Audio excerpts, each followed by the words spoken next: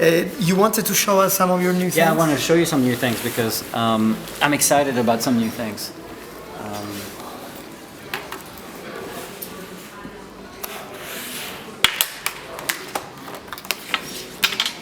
So you've seen most of them. You mentioned the Puma shoebox, so you saw that. And you saw the Swarovski secret lanterns chandelier thing, so you saw that.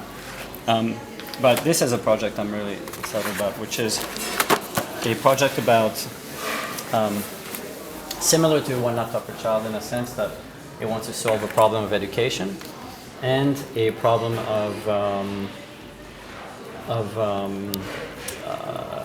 that addresses education in kids in the developing world. So what it is, it's a project made for Mexico right now, which is the mass distribution of eyeglasses, because the Mexican government figured out that 11% of their kids in schools cannot see, and that means they cannot learn.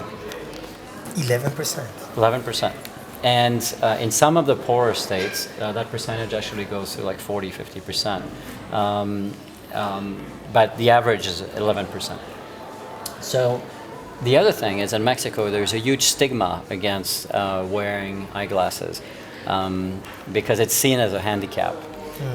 So not only the kids don't have often the resources, the parents the resources to get an eye exam and buy the glasses, but also the kids don't want to wear them. So they thought that maybe design could help them solve that problem.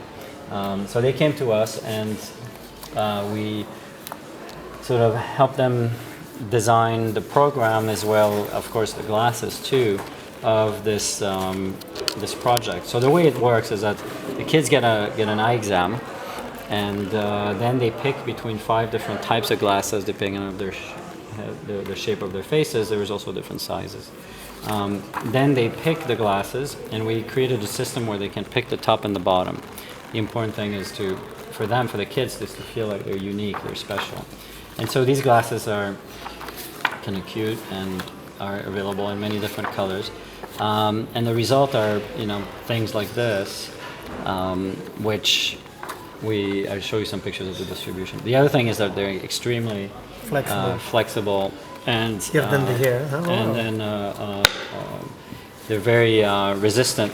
The first thing that the director of this group did, the director of the board for the nonprofit that does this work in Mexico City, is he took the glasses and he sat on it, put them on his hard chair and went, and nothing happened. But here's what you can do with it. Wow. So. It's pretty fun, huh? So these are first parts. They're not perfect as far as the. Yeah, I don't want to break that.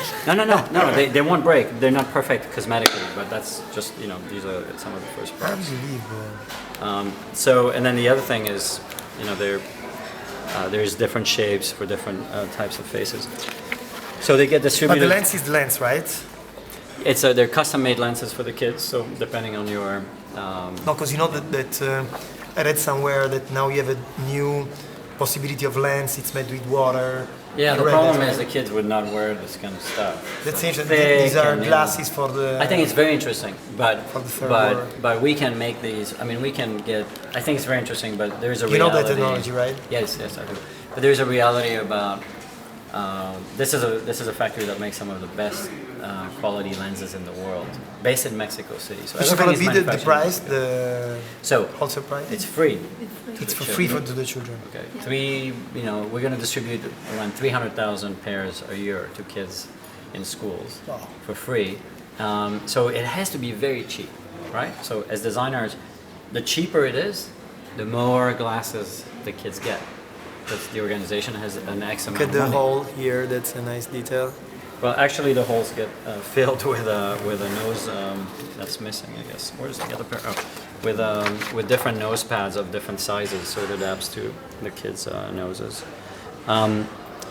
So what was I saying? Oh, I was saying that so the more glasses we can make with a set amount of money, the more we can give away to kids. But in this case, the whole program for a child to get a free pair of glasses with the eye exam, making of custom lenses, the custom making of the frames, the assembly obviously, and then putting it in a box, in a carrying box, and shipping it to the kids. The whole program is $10 per kid.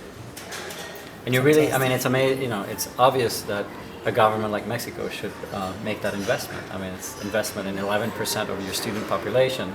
That's a pretty obvious investment to make.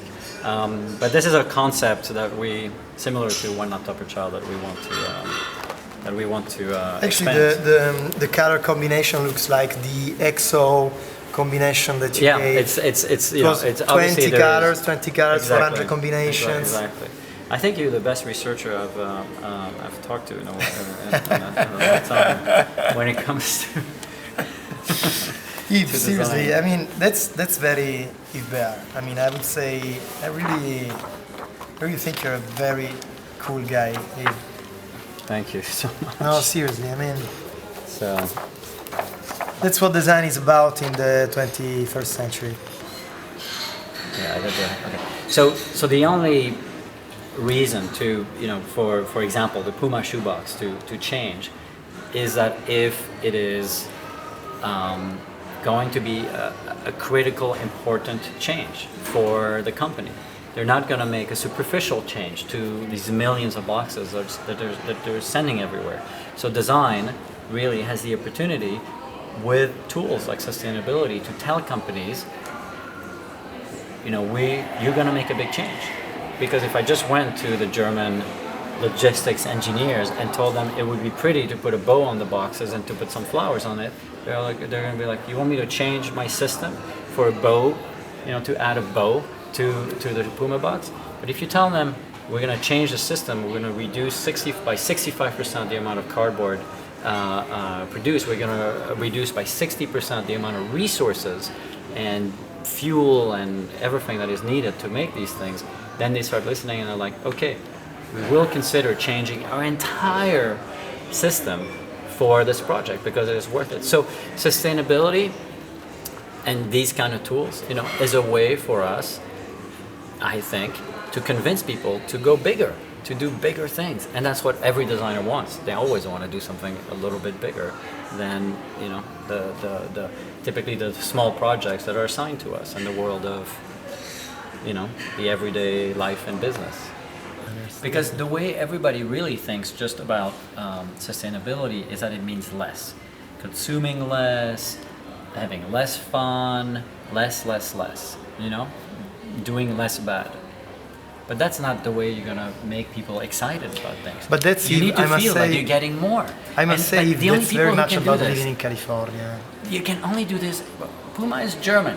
I had to convince, and the whole company got quickly convinced, you know, German logistics engineers. These are not people who, like, you know, come to Milan and, you know, are utopian. These are people who have to deliver shoes, you know, to survive as a business, right? But in Germany, they have a very strong conscience of eco-sustainability and this kind of stuff. I mean, much more than in Italy, for example. The Italians are going to love the red bag for Puma. Only for the style. But that's why design is important. Yeah, exactly, yeah, for that reason. Because people don't want to compromise. So if they like the style, they'll say, oh yeah, sustainability is cool. Let's do that. That's the Trojan horse. It's a Trojan horse that will allow us to have a much bigger role and a much bigger impact. We have a big role right now. A big role. We're in every press publication. We're on TV. We're everywhere. And our industry is this small. And our impact is this small. If we don't want to have a bigger impact, you know, we're lucky. We have this platform. Let's use this platform that is design, and the fact that design is so compelling to people and that people want to consume design. Let's use this platform to create massive change. Yves, you're great. So either we all move to San Francisco or you come more often to Milano. You have to be more inspiring for us. Grazie. Thank Ciao. you. Veramente. Ciao.